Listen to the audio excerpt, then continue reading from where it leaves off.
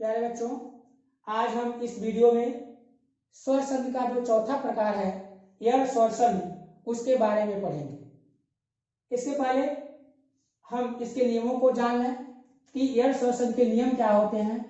तो इसका जो नियम होता है यह है कि जब ई ई ई ई उ ऊ री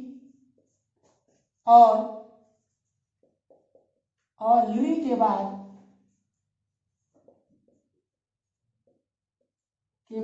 कोई असमान स्वर आए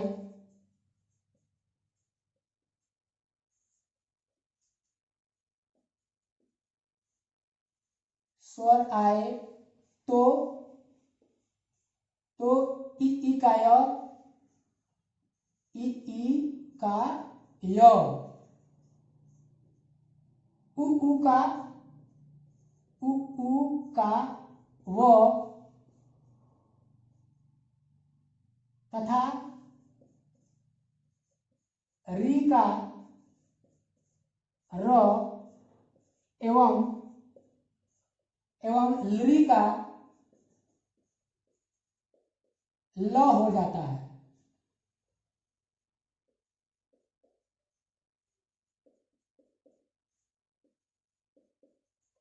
इसका सूत्र होता है ई को यड़च। इसका सूत्र शॉर्टकट में इसका सूत्र होता है ई को यड़ची। इसको हम आसान तरीका है याद करने का, ई को यड़च। जैसे अब इसके हम उदाहरणों पर भी गौर करेंगे। जैसे अगर कहा जाए एयर स्वर संधि के उदाहरण में कि हमने नियम देखा है कि ई ई उ री के बाद कोई असमान स्वर आए तो ई का य, उ का वो तथा री का र हो जाता है और ली का ल हो जाता है।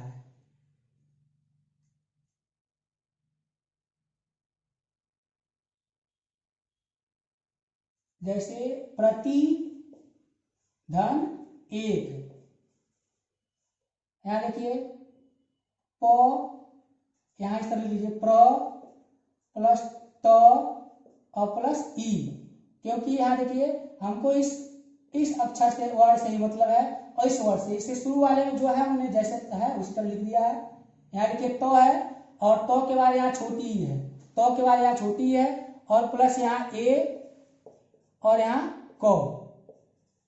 अब यहाँ देखिए हमने नियम बताया था कि जब ई के बाद कोई असमान स्वर आए, देखिए ई है और ई के बाद कोई असमान स्वर आया है, ई का यहाँ दोनों का नहीं हो, केवल ई का क्या हो जाएगा य। मैंने यहाँ लिखा है, देखिए यहाँ में लिखा है ई का य हो जाएगा, ई का य, बाकी इसमें कोई तब्दीली नहीं होगी।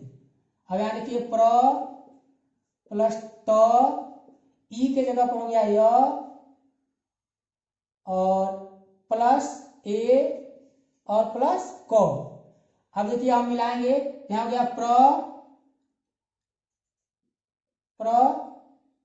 यहाँ देखिए आधा तो है और यहाँ आधा य है, इसके बाद कोई स्वर नहीं है, तो के बाद कोई स्वर नहीं है, यह आधा हो जाएगा।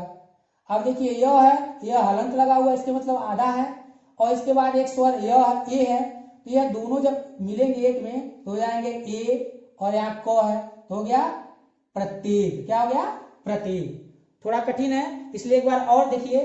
प्रत्येक है यहाँ देखिए प्रति धन एक, मैंने इसको दो भागों में तोड़ा। अब देखिए यहाँ प्र या तो और तो में छोटी की मात्रा यहाँ लगा हुआ है, फिर यहाँ देखिए ए और यहाँ को। हमने नियम लिखवाया है कि जब ई के बाद कोई असमान स्वर आए तो ई का य हो जाता है, ई का क्या हो जाता है य, बकिया किसी में कोई तब्दीली नहीं होती है। अब यहाँ देखिए प्र या तो और ई के जगह पर य है तो यहाँ य हो गया, यह ए और को। यहाँ देखिए प्र यह आधा तो है क्योंकि हलंत लगा हुआ है, इसके बाद कोई स्वर नहीं है तो इसको हम आधा लिख देंगे। फिर यह भी हलंत लगा हुआ है लेकिन इसके साथ जब ए स्वर लगेगा तो यह हो जाएगा ए और यह को, यहाँ को आ गया, तो इस प्रकार हो गया यह प्रत्येक। इसी प्रकार अति धन आचार, यानी कि अ प्लस त प्लस ई प्लस आ चा और र, क्योंकि लास्ट वाले अक्षरों से कोई मतलब नहीं है तो मैं जैसा है उसी तरह लिख दे रहा हूं। अब यहाँ देखिए यह ई है और ई के बाद यहाँ कोई असमान स्वर आया हुआ है। असमान स्वर का मतलब समझ लीजिए कि अगर ई यहाँ ई है तो यहाँ ई हुआ तो वो समान स्वर हो गया, लेकिन यहाँ ई है और यह आया हुआ है तो यह समान स्वर नहीं, स्वर तो है लेकिन समान स्वर नहीं है। तो यह ई है और ई के जगह पर कोई और समान स्वर आया हुआ है, इसलिए ई का क्या हो जाएगा, य हो जाएगा। क्या हो जाएगा, य। अब यहां देखिए अ प्लस त प्लस य प्लस आ प्लस चा और प्लस र। अब एक मिलाएंगे तो यहाँ देखिए अ है तो आधा हुआ है, इसके बाद कोई स्वर नहीं है तो यहाँ आधा तो हो गया। यो आधा है लेकिन इसके बाद स्वर आया हुआ है तो इसमें मिलेगा तो हो जाएगा या, और यहाँ चार, यहाँ हो गया चार, तो क्या हो गया, अत्याचार। तो दूसरा उदाहरण इसका हो गया, ई वाले का हमने उदाहरण यहाँ देख लिया। ऊ वाले का उदाहरण देखिए, यहाँ अगर हम कर दें प्रति धन उपकार, प्रति धन उपकार, यहाँ देखिए प्र धन त और तो में यह ई स्वर लगा हुआ है, ई प्लस उ प्लस प, यहाँ का और यहाँ र। अब यहाँ देखिए ई के बाद कोई असमान स्वर आया हुआ है, ई के बाद कोई असमान स्वर आया हुआ है तो ई का क्या हो जाएगा, ई का हो जाएगा य, ई का क्या हो जाएगा य। तो यहां हम लिखेंगे प्र प्लस त प्लस य प्लस उ प्लस प का और प्लस र। तो यहाँ हो गया प्र, देखिए तो के बाद कोई स्वर नहीं है, यह आधा तो हो गया। य के बाद उ स्वर हुआ, यह हो गया यू, और प या का और यह र, हो गया प्रत्युपकार। क्या हो गया, प्रत्युपकार।